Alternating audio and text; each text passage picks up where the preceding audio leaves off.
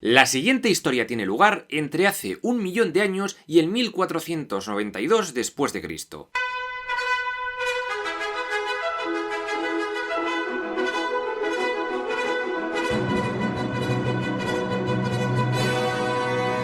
A lo largo de este vídeo vamos a conocer la historia de España desde la prehistoria hasta el año 1492, con la conquista del reino nazarí de Granada y la llegada a América, hecho que tradicionalmente marca el final de la Edad Media. Esto es una recopilación de los vídeos sueltos que ya hay por el canal sobre historia de España, pero con algunas correcciones y bastante contenido extra. En la barra de tiempo podréis ver todos los temas de los que hablo, y en el comentario fijado tendréis bibliografía y también todas las listas de reproducción del canal. Sin más, empecemos.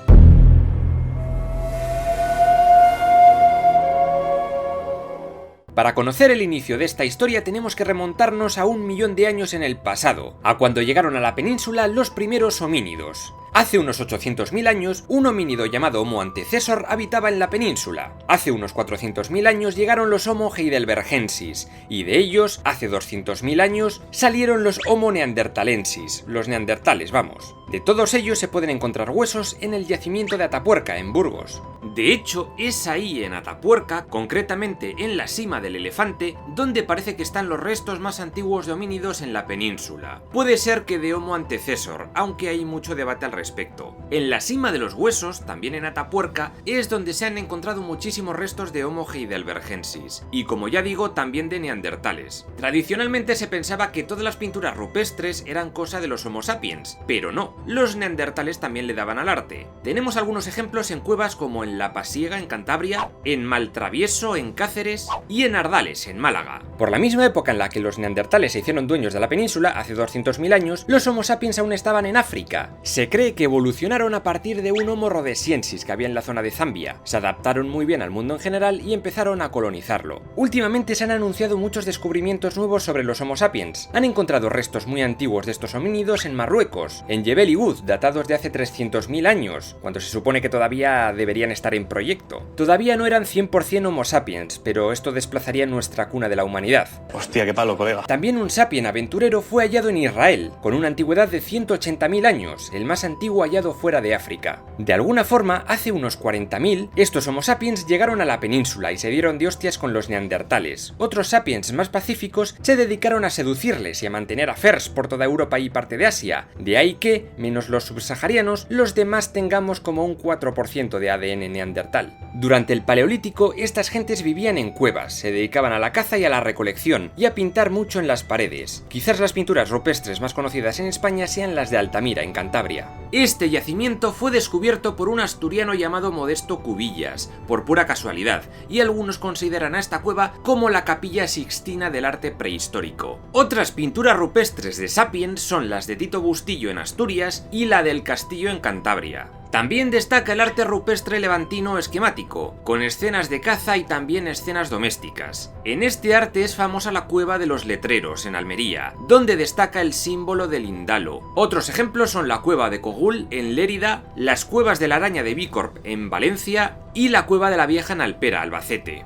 Hacia el año 10.000 a.C., la glaciación de Gurm acabó. Esto lo cambió todo. Llegó más calorcito y los sapiens de toda Europa empezaron a salir de sus cuevas para vivir una vida más agreste. Hubo como 4.000 años de transición entre el Paleolítico y el Neolítico, el llamado Epipaleolítico o Mesolítico. Aquí se pasó poco a poco de una vida nómada en cuevas y dedicada a la caza y a la recolección a una vida más sedentaria, en poblados fijos y más dedicada a la agricultura, la ganadería y el pastoreo. Era menos arriesgado, sin duda.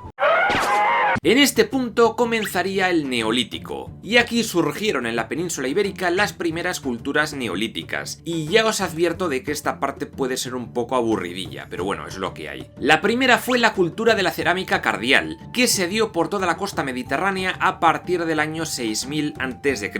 El nombre viene por la cerámica que hacían, con impresiones de la concha cardium, lo que viene a ser un berberecho. Por el año 5000 a.C., en la zona del Valle del Ebro y Cataluña tenemos tenemos a la cultura de los sepulcros de fosa. Fue llamada así porque estas gentes enterraban a sus muertos en fosas cerca de los asentamientos. A partir del año 3500 a.C.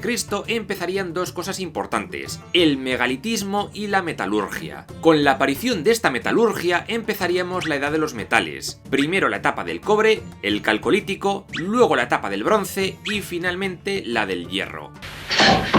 Bueno, pues entre el final del Neolítico y el principio del Calcolítico, por casi toda la península se fueron construyendo monumentos megalíticos. Quizás el más famoso es el Dolmen de Menga, en Málaga, porque es una estructura gigantesca. Se trata de un sepulcro de corredor de casi 30 metros de longitud.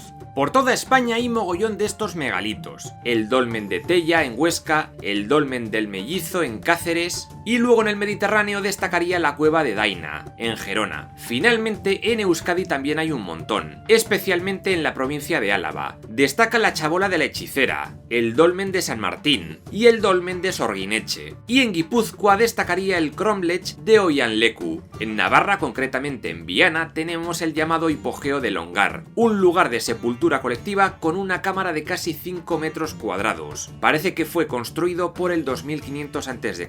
y usado durante 150 años. De origen centroeuropeo destaca la cultura del vaso campaniforme, cultura que se extendió por toda Europa occidental. Se llama así por su cerámica en forma de campana. Por el año 3000 a.C.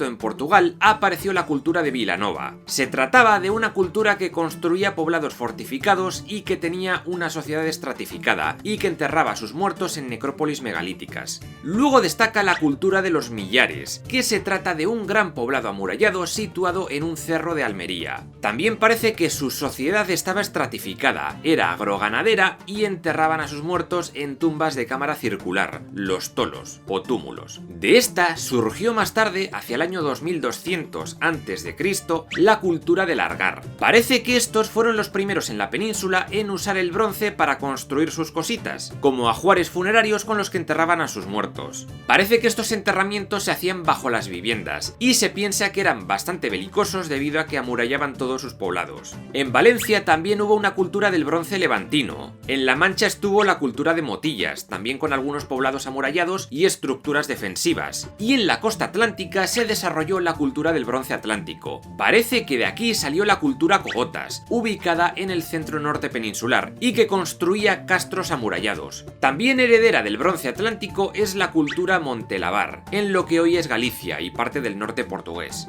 Mientras tanto, en las Islas Baleares, hacia el año 1500 a.C., se empezó a desarrollar la cultura talayótica. A esta gente se le daba muy bien crear figuras de bronce, pero si algo les hizo famosos fue la construcción de una serie de estructuras megalíticas de nombre talayots, cuya función todavía está en debate. Todo apunta a que eran unas estructuras defensivas, como castillitos o torres de vigilancia. Y es que los talayots eran eso, como torres troncocónicas de piedra construidas a partir de varios anillos concéntricos. Otros dicen que son espacios funerarios en los que se llevaban a cabo rituales de diversa índole, pero no se tiene ni idea. Aparte, luego esta cultura construyó una especie de santuarios llamados taulas, formadas por dos grandes bloques de piedra. Quizás la más famosa es la taula de Torralba de Ensalort, en la isla de Menorca. Por último, toca hablar de los famosos tartesos. Parece ser que aparecieron por el año 1200 a.C.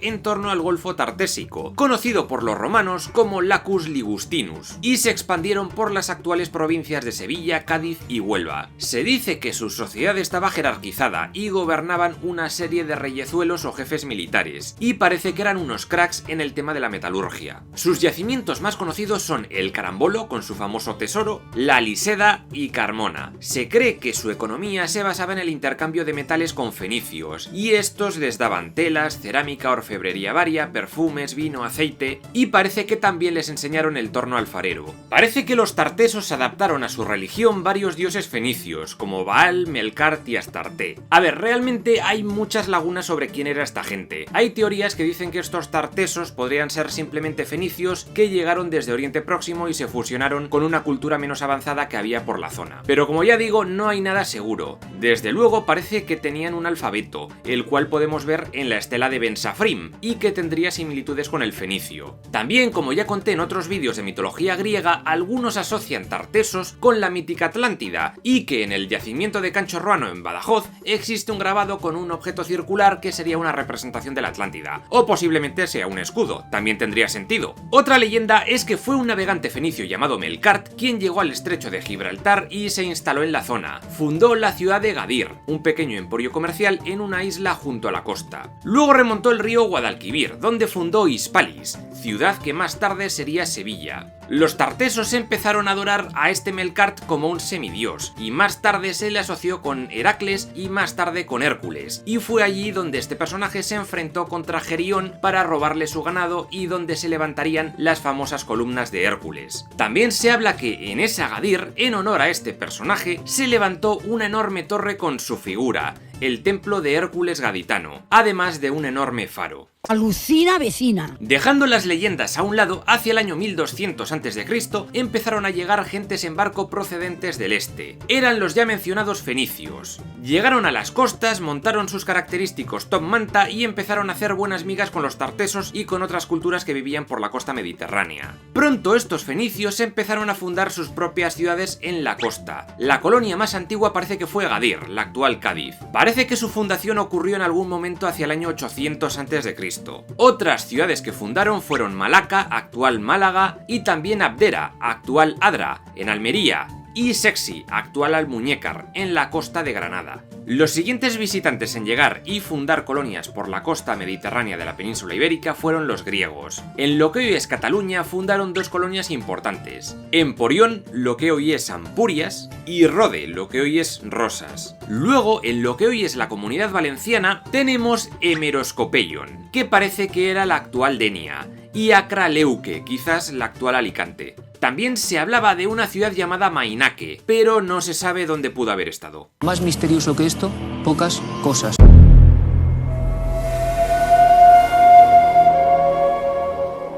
Hacia el año 1000 a.C. llegaron las primeras invasiones de pueblos indoeuropeos. También hay mucho debate sobre si fueron invasiones a base de garrotazos y conquistas o si fue algo más pacífico y paulatino. Estos migrantes que llegaron fueron los celtas. Se expandieron por prácticamente toda la península, solo dejando libre la zona de Levante, la parte este y sur.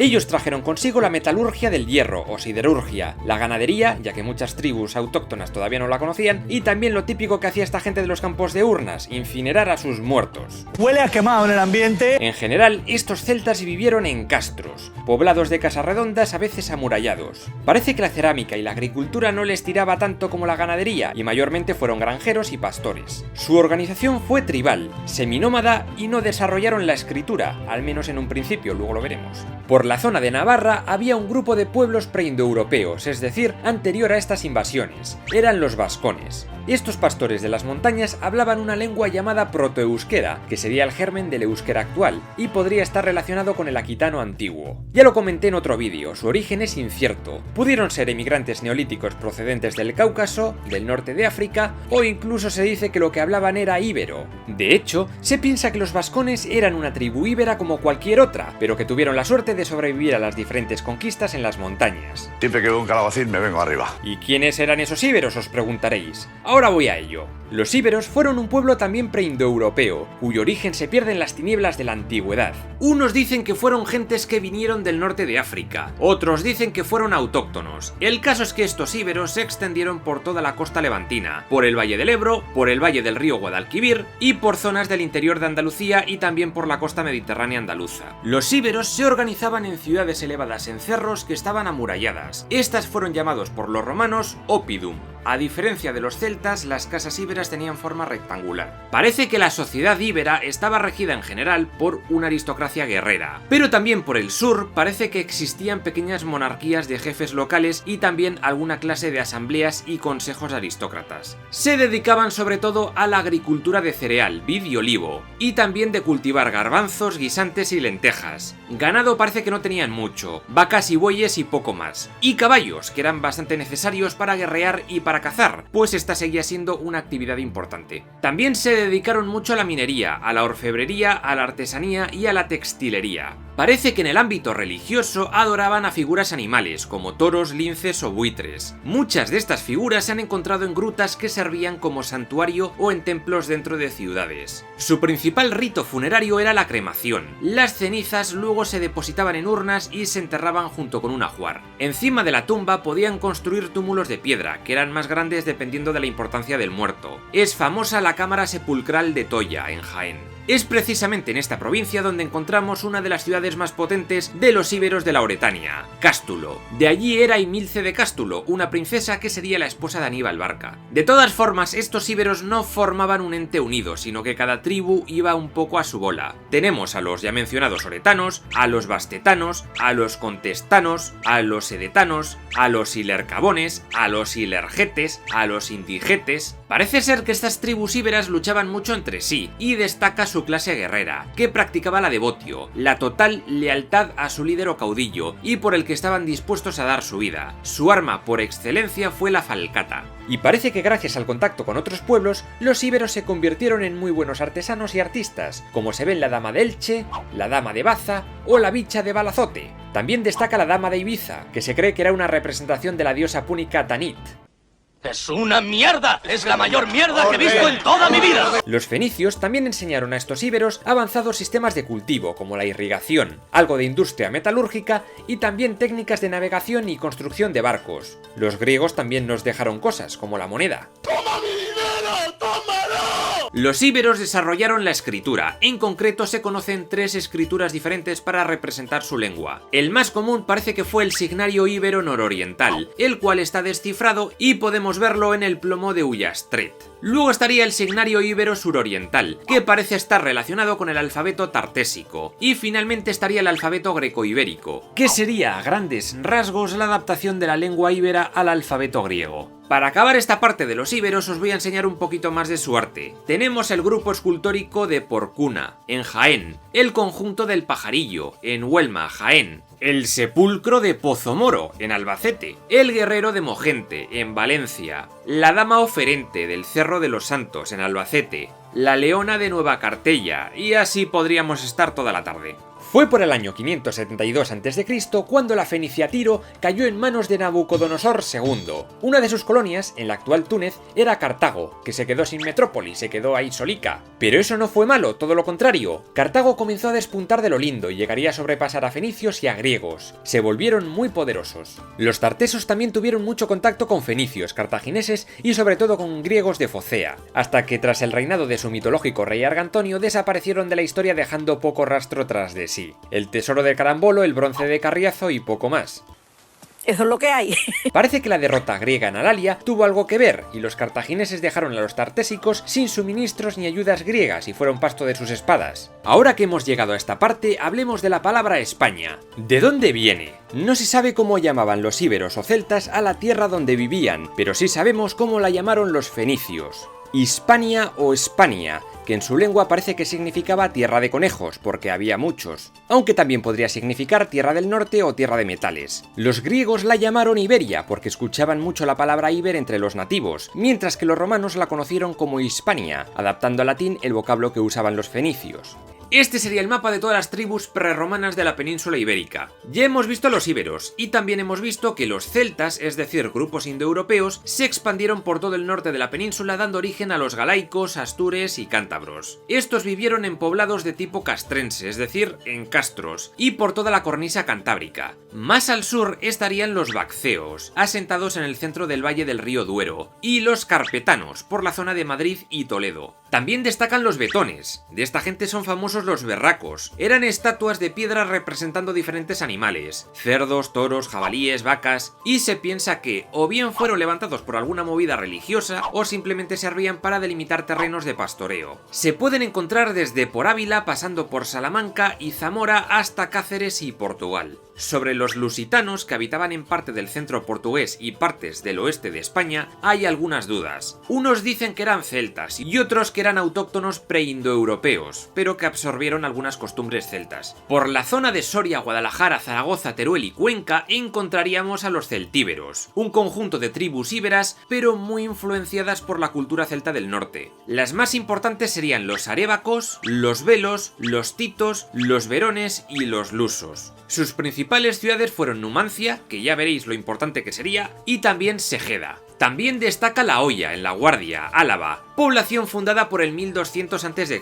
por la tribu de los Verones. Tuvo una época de bastante auge y se hizo relativamente grande y se construyó una empalizada de unos 3 metros de altura. Se dice que estas ciudades eran gobernadas por una asamblea o consejo de ancianos. Parece que estos celtíberos desarrollaron una escritura, la cual podemos ver en los bronces de Botorrita, hallados en Zaragoza. En el sur es importante saber que cuando los tartesos se fueron a la porra, sus territorios fueron heredados por los turdetanos, de los cuales tampoco se sabe mucha cosa. Dos de sus últimos líderes fueron los caudillos guerreros Istolacio y su hermano Indortes, quienes se enfrentaron al cartaginés Amílcar Barca y acabaron palmando. Y finalmente tenemos que hablar de los vascones, tribus que hablaban proteusquera, una lengua preindoeuropea o precelta, que parece ser que sobrevivió durante siglos y dio origen a lo que hoy llamamos euskera. De todas formas, de este proteusquera muy poquito se sabe porque no ha quedado nada. Podría estar emparentado con el idioma aquitano del sur francés, o incluso ser un dialecto del íbero. Los vascones vivieron en el norte, en el oeste pirenaico, especialmente en lo que hoy es Navarra, y también en parte del sur francés. Es decir, lo que hoy es Euskadi o País Vasco todavía no estaba habitada por vascones, sino por tribus celtas o protoceltas. Parece ser que en lo que hoy es Vizcaya vivían los autrigones. Por Guipúzcoa vivían los caristios y los bárdulos. Estos tres pueblos serían de cultura celta indoeuropea. La historia de los bárdulos será importante siglos más tarde. Parece ser que hacia el año 500 después de Cristo, los vascones fueron migrando a lo que hoy es Euskadi, desplazando con ello a los bárdulos, caristios y autrigones, a quienes llamaron a todos de forma genérica como bárdulos. Su nuevo territorio entre Cantabria y Vizcaya sería llamado Bardulia y sería el origen de Castilla y del castellano, pero ya lo iremos viendo más adelante. Luego están los jacetanos, que vivían por Jaca, que no se sabe bien si hablaban íbero o proteusquera, o como ya digo, si esto formaba parte del mismo idioma.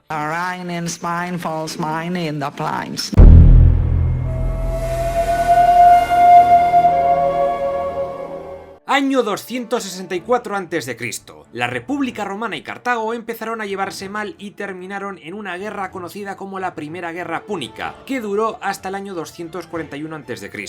Aunque ocurrió mayormente en Sicilia, la derrota del líder cartaginés Amílcar Barca en esta guerra va a ser importante para Hispania. Amílcar se rindió a Roma y abandonó Sicilia. Tuvo que pagar una indemnización tremenda a Roma, y al no poder pagar a sus mercenarios, estos se le rebelaron, aunque Amílcar logró detener el alzamiento. Entonces Amílcar Barca decidió que para conseguir recursos y botín para recuperarse de la crisis en la que estaban, lo mejor que podían hacer era conquistar Iberia. Esta conquista por parte del cartaginés Amílcar comenzó en el año 238 a.C. Entró a saco con un ejército de unos 60.000 infantes, 8.000 jinetes y 200 elefantes. Luchó contra la población nativa y también llegó a acuerdos con ellos, y durante 8 años logró montarse una base segura en el sur de Iberia. Fue en el año 228 a.C.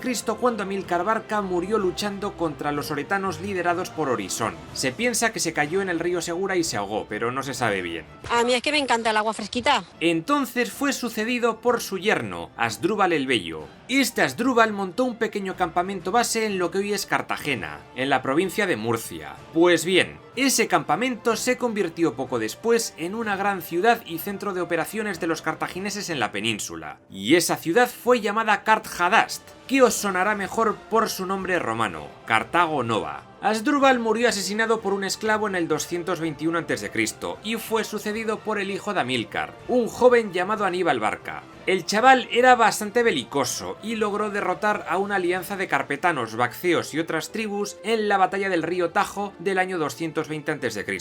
Al año siguiente decidió atacar Arse, también conocida como Sagunto. El problema era que esa ciudad estaba bajo la protección de Roma, y este ataque fue lo que provocó la Segunda Guerra Púnica. El Aníbal Barca, como estaba todo loco, decidió montarse un ejército y desde Cartago Nova fue caminando hasta Italia cruzando los Alpes, una auténtica locura de viaje, y encima logró llegar hasta Roma y poner la ciudad en jaque y derrotar a los romanos en varias ocasiones, como en la famosa batalla de Canas del 216 a.C. De todas formas, al final, los romanos lograron evitar que conquistara la urbe. Como el tipo era complicado de derrotar, los romanos enviaron a varios generales a Hispania para conquistar Cartago Nova y sus bases de suministros. Estos generales fueron los hermanos Escipión, Publio y Neo. Sin embargo, el hermano de Aníbal, Asdrúbal Barca, logró derrotarles y se los cargó. El joven hijo de uno de ellos, Publio Cornelio Escipión el Africano, fue para allá para vengarse y terminaría derrotando a los cartagineses. Ahora lo veremos. En el año 209 a.C., junto con las tropas de Cayo Lelio, el africano logró conquistar la ciudad de Cartago Nova tras un largo asedio, y a pesar de la destrucción, la ciudad sería romanizada y convertida en una urbe gigante y de gran importancia militar y comercial. Asdrúbal terminó huyendo a Italia para reunirse con su hermano, pero por el camino acabó muerto. Escipión el Africano pudo aliarse con diversas tribus de Iberia para echar todos juntos a los cartagineses, lo cual consiguió en el año 206 a.C., tras la batalla de Ilipa. Magón Barca, hermano pequeño de Aníbal, se dirigió a las Islas Baleares, donde resistió un poquito y luego ya se piró con su hermano a Italia, donde acabó muerto. Tras eso, Escipión el Africano decidió atacar directamente Cartago. La primera ciudad que atacó fue Útica, y eso fue suficiente para que Aníbal dejase Italia y fuese a defender su hogar. Allí tuvo el enfrentamiento final cara a cara con Escipión. Esa fue la batalla de Zama, del año 202 a.C., y en ella se produjo la derrota definitiva de Aníbal. Gracias a esto, Cartago se fue a tomar por el culo, y los romanos tuvieron vía libre tanto por el Mediterráneo occidental como por Iberia. Bueno, en el caso de Iberia, Roma tendría que enfrentarse a la resistencia de todas las tribus que ya hemos conocido. El siguiente siglo sería un torbellino de hostias entre romanos e íberos y celtas.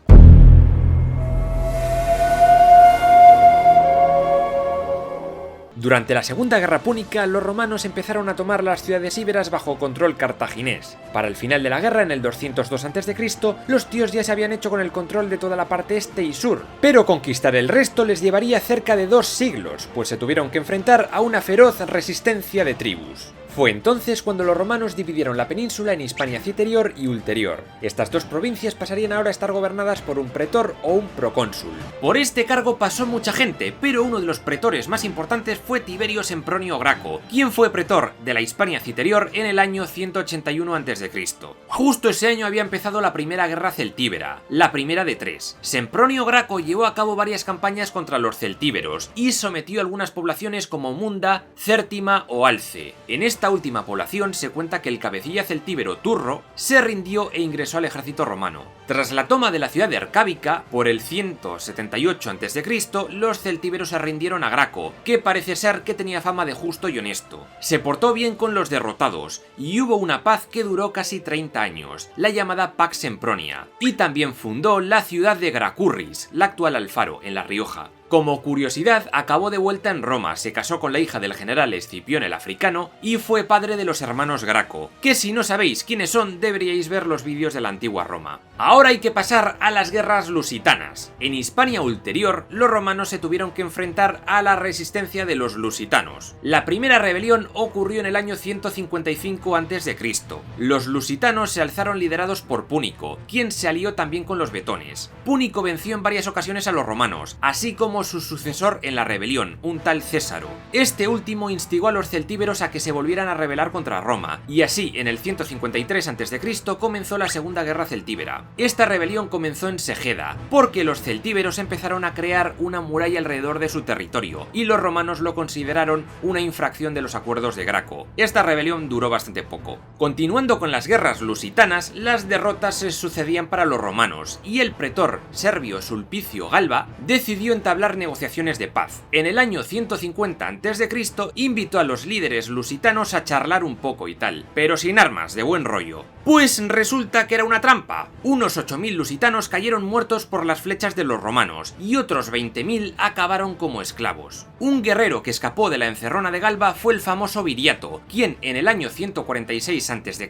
comenzó a liderar la resistencia lusitana. Destaca su emboscada a las tropas de Cayo Betilio en el desfiladero de la serranía de Ronda, en Málaga, donde se cargó como a 3.000 soldados romanos. Gracias a su éxito, Viriato y los suyos arrasaron el valle del río Betis, es decir, el Guadalquivir. En los años siguientes se enfrentó al general Quinto Fabio Máximo Emiliano, quien contaba con un ejército de 30.000 hombres. En el 140 a.C., Viriato logró derrotarle. Parecía que no había manera de acabar con él, pero al año siguiente 3 compañeros de Viriato le asesinaron a traición mientras dormía. Parece ser que habían sido sobornados por los romanos. Con la muerte de Viriato, Roma lo tuvo muy fácil para acabar con la última resistencia lusitana. En el año 143 a.C. comenzó la Tercera Guerra Celtíbera o Guerra Numantina, porque la ciudad de Numancia fue muy importante, porque los celtíberos rebeldes huidos de Segeda se refugiaron en este oppidum situado en lo que hoy es Soria. Durante 10 años los romanos estuvieron asediando Numancia sin éxito, y es que las tribus de alrededor estaban también venga a atacar a los romanos. En el año 134 a.C.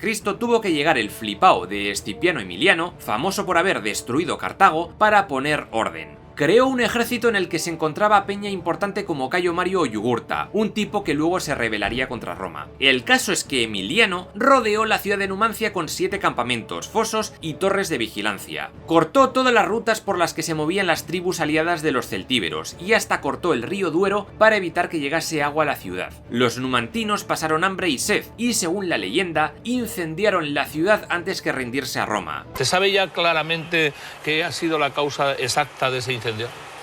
Totalmente, ahora mismo no se sabe con seguridad, está la policía científica actuando y tomando las comprobaciones, pero es el brasero. La destrucción de Numancia en el año 133 a.C.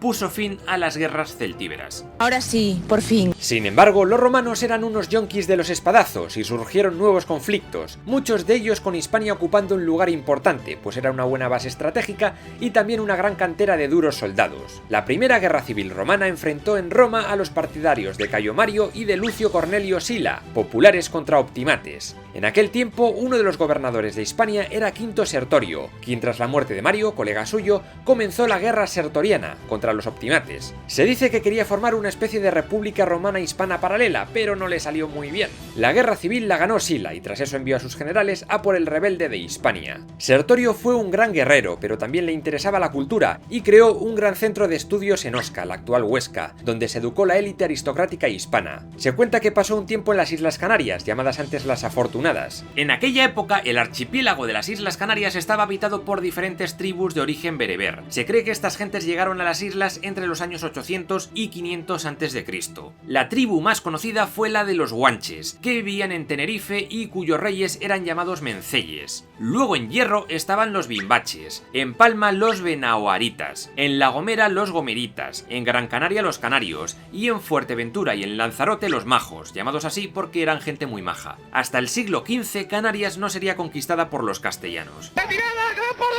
Sertorio acabó siendo derrotado por el general Neo Pompeyo, quien tras ganar fundó la ciudad de Pompaelo, lo que ahora conocemos como Pamplona. Trató muy bien a los hispanos derrotados y con ello se ganó su fidelidad de por vida. Además se convirtió en procónsul de la Citerior tras el pacto del primer triunvirato junto a Craso y a Julio César, quien por cierto, durante el año 69 a.C. fue cuestor en la Hispania Ulterior y propretor en el 61, aunque se volvió rápido a Roma. Volvería pronto a Hispania, pues durante la Segunda Guerra Civil Romana se daría de leches contra los partidarios de Pompeyo en batallas como la de Ilerda o la de Munda. César salió victorioso. La parte más jodida de conquistar fue Cantabria y Asturias, donde tuvieron lugar las guerras cántabras contra cántabros y astures. El mismo emperador Augusto, el sobrinito de César, tuvo que ir allí en persona a darse de leches contra los celtillas rebeldes. El líder más conocido de esta rebelión de los cántabros fue Corocota. Se cuenta que Augusto puso precio a su cabeza, 200.000 sestercios, y el Corocota este se plantó en el campamento romano para cobrar la recompensa. Parece ser que a Augusto le cayó también el chaval que le dejó marchar libre con esa recompensa. No se sabe si esto ocurrió de verdad, pero la historia tiene su gracia. Es un poco surrealista. Tras conquistarlo todo, el primer emperador del Imperio Romano fundó César Augusta, la ciudad que más tarde se llamaría Zaragoza. Hispania quedó dividida en 3 provincias: la Tarraconensis, que ocupaba la mayor parte del centro-norte, con ciudades como Tarraco, Barcino, actual Barcelona, o Toletum, Toledo; la Bética, compuesta mayormente por Andalucía, con ciudades como Córdoba o Hispalis, actual Sevilla; y la Lusitania, que ocupaba Portugal y parte de Extremadura, donde destaca Emérita Augusta, actual Mérida.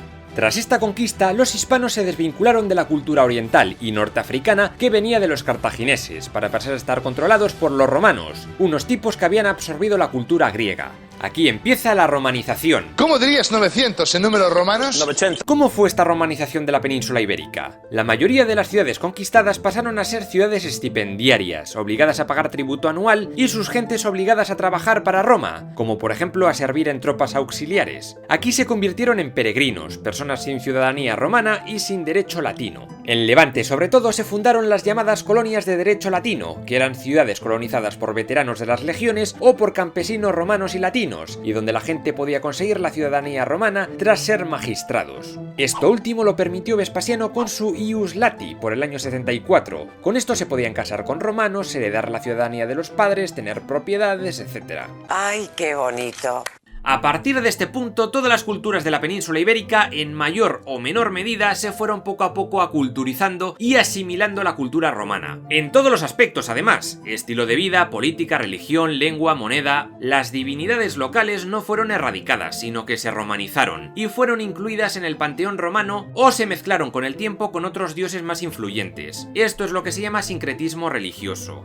Podemos dividir las provincias del Imperio Romano en 2 tipos. Por un lado estaban las provincias senatoriales. En la península ibérica era la Bética. Eran provincias muy romanizadas y estaban gobernadas por un procónsul, elegido por el Senado romano. Por otro lado estaban las provincias imperiales. En la península ibérica eran la Tarraconense y la Lusitania. Eran provincias poco romanizadas y gobernadas por un legado imperial. Estos procónsules estaban asistidos por una asamblea urbana llamado Concilium Provinciae, donde estaban representados miembros de cada municipio. En cada uno de estos municipios o subdivisiones de las provincias mandaban 2 duoviros, que eran como 2 alcaldes jueces que se elegían cada año. Luego, a su cargo tenían varios ediles y cuestores, que eran como concejales y tenían diferentes tareas. La sociedad se dividió en 2 clases: los honestiores, la clase dominante, quienes podían votar y ser propietarios, y los humiliores, la gente normal, sometida. Aparte también estaban los esclavos, que labraban la tierra de los primeros, y los libertos, que eran los esclavos liberados. Otra cosa importante de los romanos fue su famoso derecho, el derecho romano. Los romanos impusieron su alfabeto y lengua, el latín, de donde saldrían las diferentes lenguas romances cuando se mezclaron con las lenguas autóctonas y germánicas tras las invasiones: español, catalán, gallego, francés, italiano, portugués. La única lengua preindoeuropea que sobrevivió fue el euskera de los vascones, a pesar de que la zona fue romanizada. Se cree que el euskera sobrevivió porque los vascones se llevaron muy bien con los romanos, pudieron pactar para que les dejaran un poquito a su bola mientras los romanos construían puentes o atacaban a los celtas. Las ciudades romanas más importantes de la península ibérica fueron las siguientes. En lo que hoy es Cataluña está Tarraco, actual Tarragona, uno de los puertos romanos de Hispania más importantes. Estaba cerca de Barcino, lo que hoy es Barcelona. Parece ser que antes era un poblado íbero llamado Barqueno. Pronto los romanos comenzaron a amurallarla y a construir templos y demás. En Aragón, a orillas del río Iber, luego llamado Ebro, está César Augusta, es decir, Zaragoza. Un poco más al norte estaría la capital de lo que hoy es Navarra, Pompaelo o Pamplona, o Iruña en euskera. Ya sabéis, la que fundó Pompeyo. De un pequeño poblado se convirtió en una próspera urbe con su foro romano, sus termas, sus templos. En Galicia tenemos Lucus Augusti, es decir, Lugo, y en León estaría la ciudad de León, Legio, y Astúrica Augusta, es decir, Astorga. A orillas del río Tajo, en el centro de la península, encontramos Toletum, o Toledo, ciudad que tendría muchísima importancia tiempo después. Y también estaría Salmántica, o Salamanca. En la provincia de Cuenca destacaría Valeria, que contaba con un gran foro y un ninfeo, es decir, un monumento de fuentes consagrado a las ninfas. En Levante destacaría tanto Saguntum, o Sagunto, como Valentia de Tanorum, actual ciudad de Valencia. También estaba Cartago Nova, o Nueva Cartago, ahora llamada Cartagena. En lo que hoy es Extremadura tenemos Emérita Augusta, conocida ahora como Mérida. Y finalmente en el sur, en Andalucía, a orillas del río Betis, al que ahora llamamos Guadalquivir, estaría Hispalis, hoy conocida como Sevilla,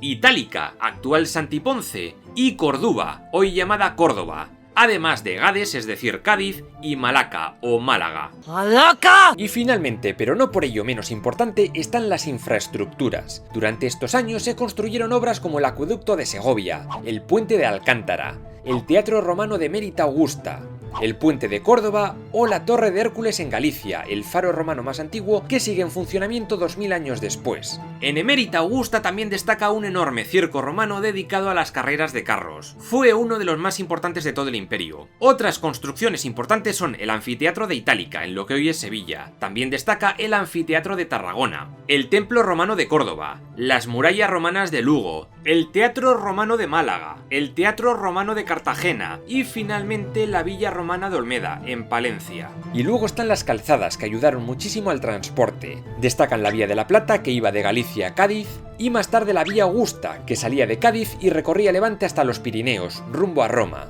Las casas romanas de más pasta son las típicas casas andaluzas que luego copiarían los árabes, cuadradas, sin ventanas a la calle y con un patio interior decorado con mosaicos y murales, y ya si te sobraba el dinero podías tener hasta jardín.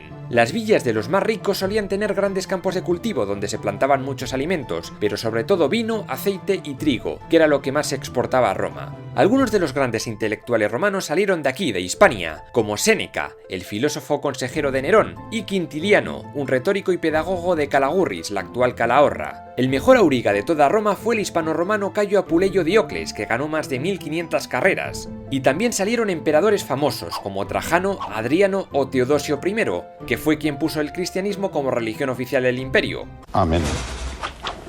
Durante este siglo III, el cristianismo fue calando más y más entre la población de todo el Imperio Romano. Lo que pasa es que, debido a la persecución por las autoridades romanas, había que llevar a cabo los rezos de forma discreta, en casas y en cuevas. Una figura importante de la época fue Fermín de Amiens, mejor conocido como San Fermín. Parece que era hijo de un senador pamplonés que acabó convertido al cristianismo por un predicador llamado Saturnino de Toulouse, mejor conocido como San Cernín. Bautizó al pequeño Fermín y el chaval se interesó bastante por esta religión. Pronto se puso a predicar por Navarra y Francia hasta instalarse en Amiens. Fue allí donde unos opositores al cristianismo le degollaron en el año 303. No sabemos hasta qué punto esta historia es una leyenda, pero en su honor, en la ciudad de Pamplona, capital de Navarra, se celebran todos los años los típicos encierros de toros que hoy conocemos como Sanfermines. ¡Viva San Fermín! En el año 313, el emperador Constantino I el Grande promulgó el Edicto de Milán, por el cual el cristianismo dejaba de ser perseguido por el Imperio Romano. Y en el año 380, con el Edicto de Tesalónica, el emperador Teodosio I convirtió al cristianismo en la religión oficial de todo el imperio. Esto es muy importante porque en esos años Hispania comenzó a cristianizarse muy fuerte. Ya siglos antes se contaba que el apóstol Santiago había recorrido lo que hoy es el famoso Camino de Santiago hasta llegar hasta un poblado en la Galaecia llamado Aseconia, donde fue enterrado a su muerte en el año 44. Aseconia luego se llamaría Santiago de Compostela y allí se veneraría a este santo de la Iglesia Católica, aunque no hay ninguna prueba de que el apóstol hubiese llegado hasta allí. Algunos creen que el que está verdaderamente enterrado es un obispo del lugar llamado Prisciliano, que se desvió de la doctrina principal,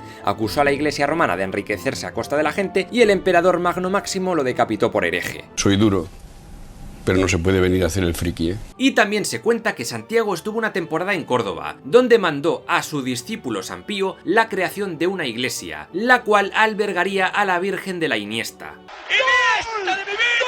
Cuando Caracalla llegó al poder de Roma por el año 212 después de Cristo, concedió a todo el mundo la ciudadanía romana. Ahora en Hispania todos serían romanos de pleno derecho. Era mejor que la ius lati, ya que tenías más beneficios judiciales y fiscales. Tras la crisis del siglo III, la esclavitud se empezó a reducir y el sistema de producción esclavista dio paso al colonato, del que ya he hablado otras veces. Ahora son trabajadores libres los que cultivan la tierra de los terratenientes y a cambio pagan un alquiler, bien en especie o bien en dinero. A veces incluso no podían abandonar el terreno en el que trabajaban, por lo que se dice que el colonato era una semi-esclavitud camuflada.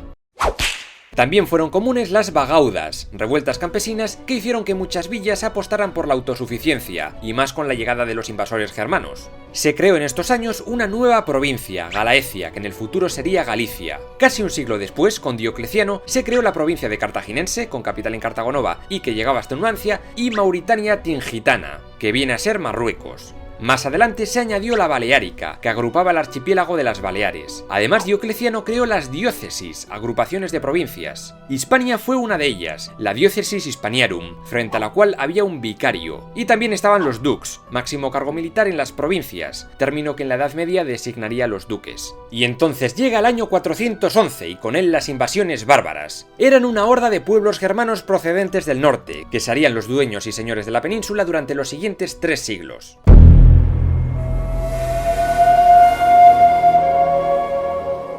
Pasemos a hablar ahora de las invasiones germánicas. Las tribus germánicas eran unas tribus que vivían en el norte de Europa, Escandinavia y Germania especialmente, que empezaron a migrar en masa hacia el sur, hacia las fronteras con el Imperio Romano. Y bueno, entre muchas otras causas, esto terminaría haciendo que el Imperio Romano de Occidente se fuese a la porra, hecho que marcó el comienzo de la Edad Media. Por supuesto, el Imperio Romano de Oriente, o Imperio Bizantino, sobrevivió 1000 años más, durante toda la Edad Media. Pero ahora ese tema no nos interesa. Ya hice en el canal otro recopilatorio con toda su historia, aquí podéis verlo. Vale, pues, ¿quiénes eran estos pueblos germánicos? Pues tenemos a los anglos, sajones y jutos que vivían en Dinamarca y migraron a lo que hoy es Inglaterra, dando origen a los anglosajones. También tenéis un recopilatorio muy majo sobre la historia de Inglaterra. Otros fueron los francos y los burgundios, otros los suevos, vándalos y alanos, y los que más nos interesa ahora, los godos. ¿Quiénes fueron los godos? Pues unas gentes provenientes puede que de las actuales repúblicas bálticas, Escandinavia o Polonia, no se sabe bien. Debido a una caída brutal de las temperaturas, hacia el siglo III, estos godos fueron migrando hacia el sur, hacia Ucrania, donde fundaron un gran reino gracias a Hermanarico. Allí se separaron entre ostrogodos y visigodos. Tuvieron movida con los romanos de Oriente, aunque hubo algunos que pasaron a engrosar las filas del ejército romano. También hay que saber que estos godos eran paganos en un principio, pero acabaron siendo arrianizados por el obispo Ulfilas, quien incluso tradujo la Biblia al idioma gótico. Los arrianos eran cristianos que decían que Cristo no era Dios, sino solo un enviado, y que los 3 entes de la Santísima Trinidad tenían como diferente rango. Los católicos, al igual que los papas de Roma, sí creían que Padre, Hijo y Espíritu Santo fuesen el mismo ente divino. Por estas nimiedades se estaban todo el día dando de hostias, literalmente. ¡Toma la Eucaristía, cabrón! Hacia el año 350 llegaron los hunos por las estepas rusas y les dieron pero bien, y algunos godos acojonados cruzaron el Danubio liderados por Fritigerno y otros caudillos. Los romanos intentaron poner orden, pero todo se lió y estalló la guerra gótica. Es célebre la batalla de Adrianópolis, que acabó con el emperador Valente más chamuscado que Anakin en Mustafar, y con los visigodos libres por los Balcanes. Es en el 411 cuando empezaron a meterse en masa la península diferentes pueblos germanos, ya que los hunos también les habían jodido sus chabolas. Los más conocidos fueron los vándalos, que se extendieron por toda la península. Luego estaban los suevos, que se asentaron por Galicia, creando un reino con capital en Braga dirigidos por Hermerico, y finalmente estaban los alanos, que se quedaron por el centro-sur. Mientras tanto, los visigodos, liderados por su rey Alarico, saquearon Roma en el 410 y secuestraron a Gala Placidia, hermana del emperador Honorio. Alarico murió poco después y le sucedió Ataulfo, que huyó de Italia con Gala, ahora su mujer, y se instalaron primero en el Valle del Ródano, luego en Burdeos y finalmente acabaron en Barcino, huyendo de las tropas romanas. Acorralado, pidió paz a Roma, quería un pacto, pero claro, muchos de los suyos vieron esto como una traición y ¡zas!, le asesinaron. Su hermano Balia le sucedió y acabó pactando con Honorio. Hicieron un pacto con Roma. Vosotros os dais de leches contra los que han invadido la península y os dejamos un foedus en la Galia. ¿Eso qué? Preguntaron los godos. Nah, pues que os dejamos un cacho tierra dentro del imperio. ¡Mola!, dijeron. Pues eso, los visigodos estos fueron expulsando a vándalos y alanos de Hispania, y Roma les dio un pequeño enclave para que pudieran asentarse y seguir haciéndoles el trabajo sucio tranquilamente. El año 418 a.C. marca la creación del reino visigodo en Aquitania, en el sur francés, con capital primero en Burdeos, pero rápidamente la trasladaron a Tolosa, o mejor dicho Toulouse, en Francia. El primer rey de este reino visigodo de Toulouse sería Teodorico I, o Teodoredo también se le puede llamar. Era un hijo ilegítimo de Alarico. Otros que también consiguieron su foedus fueron los suevos de Hermerico. En el año 429 los vándalos fueron expulsados definitivamente de la península y se fueron a vivir a Cartago. Desde allí empezaron a lanzar ataques a Roma, pero bueno, eso es otra historia. Podemos hablar del rey Requila del reino suevo. Este se había casado con la hija de Balia y tuvieron un hijo, Ricimero. Este os sonará de los vídeos de Antigua Roma porque era una especie de emperador en las sombras, un titiritero del poder. En fin, lo que nos interesa saber de Requila es que en el 441 se puso a conquistar tierras por la península y llegó a ampliar la hostia el reino. Conquistó gran parte de la Bética el tío. Por su parte, Teodorico I, rey visigodo, siguió apoyando a Roma en su lucha contra los bárbaros. En el 451 se unió al general romano Aecio para luchar contra los hunos de Atila en la batalla de los Campos Cataláunicos, mejor conocida como la batalla de Chalons. Teodorico I murió en esa batalla, pero los temibles hunos fueron finalmente expulsados de Europa. Adiós, Pepito. El siguiente rey visigodo fue Turismundo, pero fue asesinado rápido por su hermano, y este llegó al poder, Teodorico II. Durante su reinado tuvo que enfrentarse a multitud de bagaudas y revueltas campesinas de hispanorromanos. También se enfrentó con el rey suevo Requiario. Este Requiario fue el primer rey de los bárbaros germánicos en renunciar a su paganismo para abrazar el cristianismo católico, es decir, el romano. Recordemos que los visigodos eran cristianos, sí, pero arrianos, y el arrianismo era una herejía según el concilio de Nicea y el de Constantinopla. La intención de Requiario era conquistar toda la península, por lo que se puso a invadir la Tarraconense, y claro, eso chocaba frontalmente con los planes de los visigodos de Teodorico II y sus aliados romanos. Roma les dijo a los visigodos: ¡echadme ya a ese cretino de ahí! Y Teodorico II cogió un ejército enorme y fue a por él. En la batalla del río Órbigo, los visigodos lograron expulsar a los suevos, y Requiario se refugió en Oporto, pero luego le capturaron y le ejecutaron. El reino suevo cayó en una anarquía bastante gorda, pero sobrevivió 130 años más. Resulta que el general visigodo Agiulfo se quedó al cargo de la zona para mantener la paz, pero traicionó a Teodorico II y se autoproclamó rey suevo, pero causó tantos problemas a la población hispanorromana que lo asesinaron. Y tras eso hubo una guerra civil entre dos candidatos a reyes suevos, Frantán y Maldras. El rey Teodorico II fue asesinado por su hermano Eurico y este se hizo con el trono. Esto de asesinar al rey de turno va a ser una constante con los visigodos. ¡Mata al abuelo! ¡Mata al yayo! ¡Mata al yayo! En fin, Eurico era rey del reino visigodo cuando ocurrió un hecho importante en la historia. En el año 476, el caudillo de la tribu germana de los Érulos, Odoacro, lograba entrar en Roma para destronar al considerado último emperador romano de Occidente, Rómulo Augustulo. Odoacro se autoproclamó rey de Italia, pero Eurico no le reconoció como la autoridad romana a la que servía, por lo que proclamó su reino visigodo como independiente de Roma.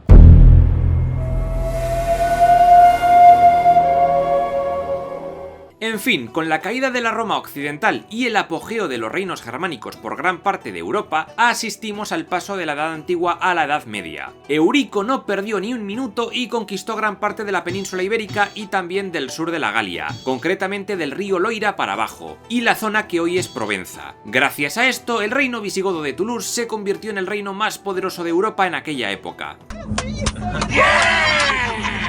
Los godos realmente eran una minoría, alrededor de 200.000, pero lograron dominar a los hispanorromanos, unos 4 millones, que seguramente estuviesen hasta la polla de todo el mundo. ¡La mierda ya! El Eurico creó un código legal, el primero para los godos e hispanos, basado en gran parte en el derecho romano ya existente. El reino se organizaba en torno a la figura del monarca electivo, no hereditario, lo cual suena muy bonito, pero lo cierto es que solo votaba gente poderosa y obispos. También es cierto que la mitad de estos reyes murieron con violencia por golpes de estado. Era más sencillo cuando el trono no estaba asociado a un dios, todos eran reemplazables. Este rey, sus nobles y los altos cargos de la iglesia tenían leyes propias y privilegios, en contraposición con el resto de la población, ya fueran hombres libres, colonos o siervos. Alarico II fue el siguiente rey. Reinó bastantes años y hasta se casó con una de las hijas del rey de Italia en aquel momento, el ostrogodo Teodorico el Grande, y con ella tuvo a Amalarico, quien luego sería rey. Acabó muriendo en Francia luchando contra Clodoveo I en la batalla de Bouillé. Esta batalla fue una derrota total para los visigodos, quienes se vieron obligados a retroceder hacia Hispania, perdiendo por el camino toda Aquitania y Occitania, menos la antiguamente llamada Galia Narbonense, que los visigodos llamaron Septimania. Ante tal situación había que establecer una nueva capital y la elegida fue Toledo, aunque tardaría en hacerse oficial. De momento la corte se quedó en Narbona temporalmente. El hijo de Alarico II, Gesaleico, heredó el trono, pero con su huida de la Galia fue visto como un cobardica. Se quedó en Barcelona con ansiedad y entonces llegó desde Italia el rey ostrogodo Teodorico el Grande, que le hizo huir a África para imponer a su nieto Amalarico, hermano del anterior, aún menor de edad. La regencia duró hasta el año 522 y trasladó la capital a Barcelona. Amalarico se casó con Clotilde, hija de Clodoveo I, el rey franco, pero resulta que ella era católica y él arriano, y por ello empezó a maltratarla. Clodoveo se enteró y envió al ejército merovingio a darle de hostias, normal, y acabó muerto. Un antiguo general ostrogodo llamado Teudis le sustituyó. Se dice que fue él quien movió la capital a Toledo, una ciudad en el centro de Hispania rodeada casi por completo por el río Tajo, bastante fácil de defender. Tras su asesinato le sucedieron varios reyes. Esta parte está poco documentada y es un lío de mil demonios. Voy a resumirlo muy rápido. En el año 550 el rey era Agila I. Sus problemas llegaron cuando la ciudad de Córdoba se rebeló contra él y se apoderaron del tesoro real. Agila batalló y perdió a gran parte de sus tropas y hasta a un hijo, que lo asesinaron al pobre. Humillado, Agila se refugió en Mérida mientras la aristocracia goda coronaba a Atanagildo como rey. Entre Agila I y Atanagildo hubo una guerra civil de 5 años, y lo importante es saber que Atanagildo pidió ayuda al imperio bizantino de Justiniano I. Gracias a esta ayuda, los bizantinos reclamaron una estrecha franja costera en Hispania, provincia que sería llamada Hispania, y los bizantinos la ocuparían durante unos 70 años. La cagada es importante. Agila I acabó asesinado y Atanagildo reinó hasta el año 567. Tras su muerte hubo un interregno sin rey, hubo caos entre los nobles, pero al final se eligió rey a Liuba I, que al parecer era un dux de la Septimania. Y no reinó solo, a su lado estuvo su hermano Leovigildo, quien reinó en solitario a la muerte de su hermano en el 572. Un crack, sin ninguna duda. Leo se encargó de los bizantinos, mientras que el otro luchaba contra los francos en la Septimania y acabó diñándola. Fue con el rey Leovigildo cuando llegó el gran apogeo del reino visigodo. Al tío le flipaba el pasado de Roma, todo lo que habían conseguido, y sabía que si quería que el reino tuviese algún futuro, era imperativo poner paz. Permitió los matrimonios entre godos e hispanos, y calmó tanto a arrianos como a católicos. Gracias a ello logró un periodo de estabilidad y calma que le vino genial. La mar de gusto, una maravilla. Como ya dije, el que mandaba en el gobierno visigodo era un rey electivo, pero aparte había una asamblea llamada Aula Regia, u Officium Palatinum, cuyos miembros se encargaban de administrar el reino y elegir al monarca. La mayoría de estos miembros eran mayores, o comes, término que luego designaría a los condes. Eran la aristocracia pura y dura, pero también había algún mediocre, de menor rango, y algunos libertos, aunque no eran muy bien vistos por los otros grupos. Otra institución fueron los concilios, que si bien eran religiosos, acabaron convirtiéndose en unas asambleas donde se hablaba tanto de política como de religión. Hispania se dividió según las demarcaciones romanas, les hicieron un copia-pega de la hostia, porque si algo está bien, ¿para qué cambiarlo? Cada provincia fue gobernada por la figura romana del dux, el duque, y a su vez se dividieron en distritos, gobernados por los comites civitates. Estos distritos solían coincidir con las antiguas civitas romanas, de ahí el nombre. Otro estamento importante fue el clero. Los visigodos fueron muy religiosos y por ello metieron mucha pasta para levantar escuelas episcopales en Toledo, Sevilla y Zaragoza, entre otras ciudades, así como las famosas iglesias visigóticas de estilo prerrománico, como la iglesia de San Pedro de la Nave en Zamora, la de San Juan de Baños en Palencia o Santa María de Melque en Toledo. Se cree que Leovigildo, en honor a su hijo menor Recaredo, fundó la ciudad de Recópolis, en Guadalajara. Había una enorme muralla que rodeaba todo, una iglesia de planta cruciforme y un palacio en la parte más alta de la ciudad. Los poderosos se fueron haciendo paulatinamente con el poder de los grandes latifundios, y con permiso de los diferentes reyes, fueron ganando más derechos en contra de los campesinos que trabajaban en sus tierras, que acabaron como vasallos del duque o conde de turno. El régimen feudal y señorial ya estaba en marcha. ¡Qué emoción! El ejército visigodo tenía dos tipos de tropas, el ejército permanente y el temporal, reclutado generalmente por los nobles para acciones concretas. El rey era quien tenía el mando supremo, y bajo él estaban los dux, luego los comes exercitus y finalmente los ciufados. Por otro lado estaban los gardingos, que venían a ser los pretorianos, la guardia real. Muchos de ellos pasaron de ayudar al monarca con el objetivo de usurpar su poder y tener más tierras. Algunos llegaron a nobles y señores y tuvieron bajo sus órdenes a los bucelarios, que funcionaban como una milicia privada auxiliar.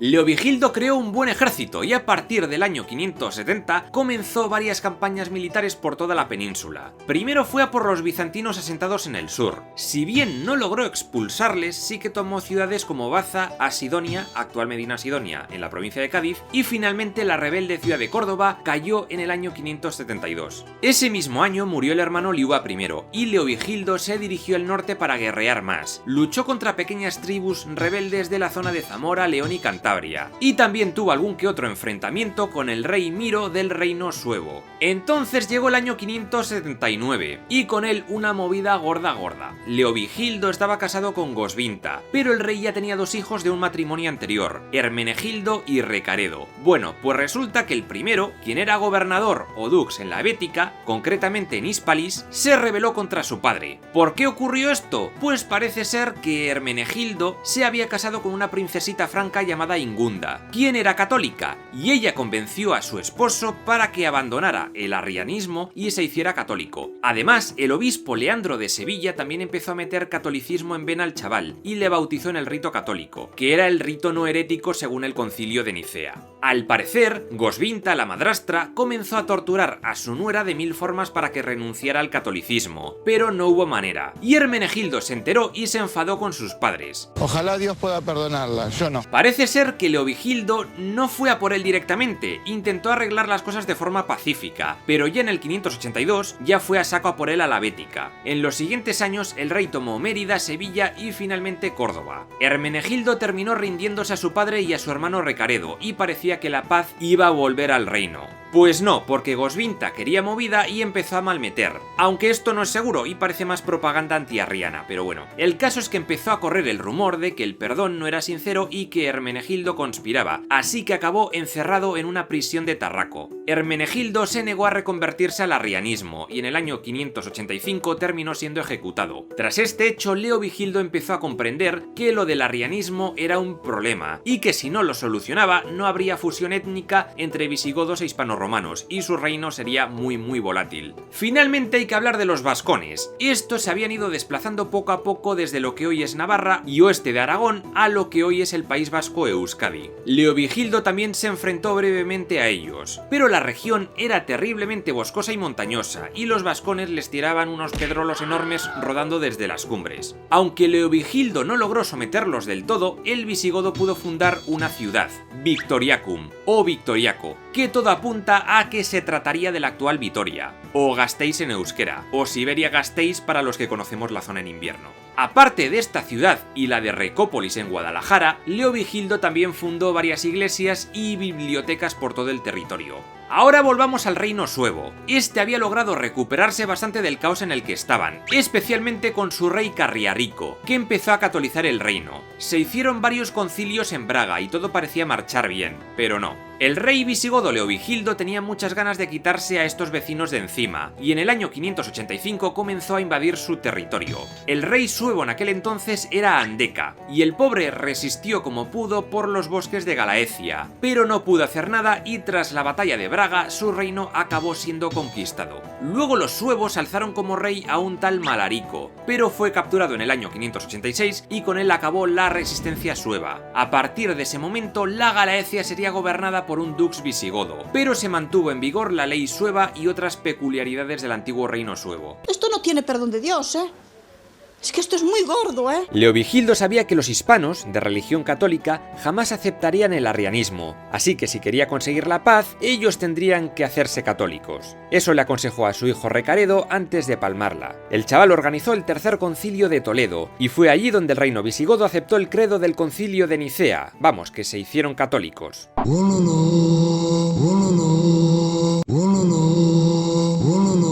Con ello se logró unificar el credo de los godos y el de la mayoría de la población, los hispanorromanos. Los únicos discordantes eran los judíos, pero bueno, en unos siglos les expulsarían. Su hijo Liuba II era un bastardo y no duró mucho en el trono. El general Viterico se suponía que tenía que usar las tropas contra los bizantinos, pero decidió ir con ellas al palacio real y cortarle la mano derecha al rey, lo que le hacía inhábil para reinar. También parece que raparle al cero le quitaba su virilidad y capacidad de tomar el poder. Los visigodos eran muy supersticiosos. Ahora Viterico era el amo del barrio, pero le asesinaron en un banquete en el 610, y llegó Gundemaro, que para variar murió de muerte natural 2 años después. Sisebuto llegó al poder y reinó casi una década. Su hijo Recaredo II duró una semana, y acabó sucediéndole Suintila. Este Suintila fue muy importante, pues logró la unificación completa de Hispania. Logró vencer a los bizantinos en el 623 y también sometió a los vascones, que tantos dolores de cabeza habían dado. Logro desbloqueado para Suintila. Tras derrotar a los vascones, a los prisioneros les obligó a construir la ciudad de Oligicus, mejor conocida como Lite, en Navarra, que junto a Victoriacum formaría una línea defensiva contra los vascones. Otra ciudad visigoda que fue fundada en esa época fue la Villa Gotorum, actual Toro, en Zamora. Parece ser que Suintila quería convertir el cargo de rey en hereditario, y a esto se opusieron muchos nobles, entre ellos Sisenando, gobernador de la Septimania, quien organizó una rebelión en el 631. Expulsó a Suintila y la monarquía electiva visigoda se consolidó. Durante el reinado de Sisenando tuvo lugar el Cuarto Concilio de Toledo, presidido por el arzobispo de Sevilla San Isidoro, hermano de Leandro. Isidoro fue muy famoso por lo sabio que era, y especialmente por haber escrito Etimologías, una especie de enciclopedia con la que pretendía salvar el legado cultural del mundo antiguo. Arte, derecho, cosmología... También destaca su libro Historia de los Godos, que viene a ser eso, la historia de los reyes godos hasta aquel momento. Los siguientes reyes son poco importantes, los nombro para que os suenen. Chintila, Tulga... El Viejales de Chindasvinto destacó por tener un nombre maravilloso si fuese un Looney Tunes, y por instaurar de nuevo la monarquía hereditaria, dando a su hijo Recesvinto el trono en el 653. Recesvinto promulgó el Código de Recesvinto, o Liber Judiciorum, o Fuero Juzgo, que unía en un solo código lo mejor del derecho romano con el derecho consuetudinario godo. Ahora todos los habitantes de Hispania eran iguales ante la ley, ya que antes si eras hispano-romano, que era la gran mayoría, te juzgaban con el derecho romano, y si eras godo, pues godo. ¡Caso cerrado! Se cree que a este rey pertenece la corona votiva del tesoro de Guarrázar en Toledo, una gran obra de orfebrería hecha de oro y con gemas y perlas incrustadas. Bamba, o Wamba, podría haber sido un gran personaje del Super Mario, pero decidió serlo del reino visigodo. Fue el último buen rey de este reino, aunque no tenía mucha gana de serlo. En aquella época todos se peleaban contra todos, los nobles contra la monarquía, los nobles contra otros nobles, arrianos contra católicos, hispanorromanos contra visigodos, y a todo esto hay que añadirle un infructuoso intento de los bereberes del norte de África por llegar a la península por Algeciras. Por ello, Wamba construyó una flota de barcos para usarlos para defenderse de estos nuevos vecinos si fuera necesario. En el año 673 se produjo una rebelión en la Septimania liderada por un tal Hilderico. Wamba envió al Dux Paulo, pero este se convirtió en el nuevo líder de esta rebelión y se autoproclamó rey. Wamba derrotó al tal Paulo y lo hizo desfilar preso por las calles de Toledo con una raspa de pescado en la cabeza. En el 680 una conjura acabó con el rey. Parece que el arzobispo de Toledo, Julián II, tuvo algo que ver. Al rey le drogaron y después le tonsuraron, es decir, le cortaron los pelos, y con eso parece que ya no podía ser rey, por lo que se vio obligado a meterse a monje, y se retiró hasta su muerte en el monasterio de monjes negros de San Vicente, en Pampliega, Burgos. Amén. Los reyes visigodos se sucedieron: Hervigio, Égica, Vitiza. Con ellos el reino visigodo fue perdiendo poder y más poder, todo causado por la ambiciosa nobleza, quienes actuaban prácticamente como señores independientes. Además hubo un brote de peste por el año 693 y murió muchísima gente. También muchos campesinos cabreados con los impuestos y sus paupérrimas vidas decidieron huir y liar la parda. Luego a los judíos se les comenzó a perseguir, todo se estaba yendo a la porra. Y llegamos a la parte final del reino visigodo. El rey Vitiza murió en el año 710 o 711, no se sabe bien. Parece que el sucesor elegido iba a ser Agila II, pero un tal Rodrigo, un gobernador de la Bética, se hizo con el trono de forma violenta. Este rey Rodrigo sería el último rey de la Hispania visigoda. Debido a esto, y como venía siendo costumbre, hubo una rebelión de las regiones que no aceptaban la autoridad de Rodrigo. Pero parece ser que algunos partidarios de Agila II cometieron un error, y fue pedir ayuda a los musulmanes del califato Omeya, el gran califato que se extendía desde Oriente Próximo hasta el Magreb, lo que hoy es Marruecos, Argelia, Túnez y parte de Libia. Dentro de esta región está Ifriquilla, o Ifriquía, y su gobernador era Musa ibn Nusair, y le pareció bien lo de ayudar a uno de los bandos visigodos. Por ello, envió a la península un gran ejército al mando del general bereber Tariq ibn Ziyad. Para cruzar el estrecho de Gibraltar fueron asistidos por el conde de Ceuta don Julián. Fue en la batalla de Guadalete donde los musulmanes se dieron de leches contra las tropas visigodas comandadas por Rodrigo y acabaron con ellas de un plumazo con la ayuda de los otros godos. Sin embargo, al acabar la lucha, Tarik dijo: bueno, ya os hemos ayudado, pero ahora nos vamos a quedar con todo esto. Órdenes de Damasco. ¡Alá Akbar! Los godos se quedaron flipando y unos se rindieron y otros lucharon, pero las provincias fueron cayendo una a una.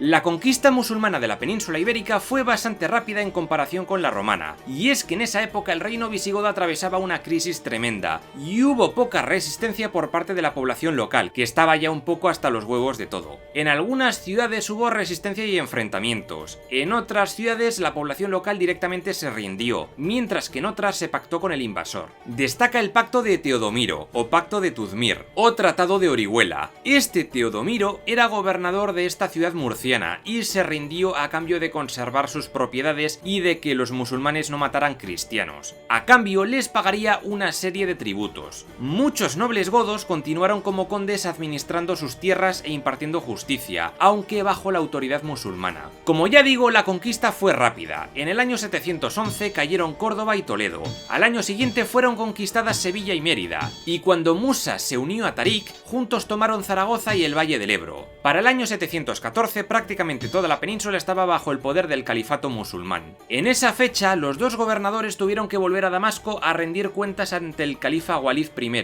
y Musa fue condenado por malversación y murió poco después, y Tarik tampoco volvió a la península. La conquista fue continuada por el hijo de Musa, Abdalaziz, quien tomó Portugal, Murcia, Cataluña y parte de Navarra y Narbona. Este Aziz apresó a Egilona, la viuda del rey Rodrigo, y terminó casándose con ella. Esto lo hizo para intentar legitimar su gobierno, pues Aziz se proclamó primer valí de las tierras conquistadas por los musulmanes, que era como un gobernador. Para el 720 toda la península ibérica había caído. Sin embargo, en el año 722 los habitantes de Cangas de Onís resistieron ante estos invasores, y allí tuvo lugar una pequeña escaramuza conocida como la batalla de Covadonga, y que estuvo dirigida por un señor conocido como Don Pelayo. Este hecho marcó la creación del reino de Asturias y el inicio de lo que tradicionalmente se ha conocido como la Reconquista, que duraría todo lo que queda de Edad Media, hasta el 1492. Por otro lado, los musulmanes todavía querían más y más tierras, y atravesaron los Pirineos para penetrar en el reino franco. Es famosa la batalla de Toulouse del 721, pero más importante es la batalla de Poitiers, del 732, en la cual el ejército de Carlos Martel frenó el avance musulmán por Europa. Los musulmanes ya no se expandirían más allá de los Pirineos. En el siguiente capítulo conoceremos los conflictos entre este reino de Asturias y el nuevo territorio hispano dominado por musulmanes, lo que se conoce como Al-Ándalus.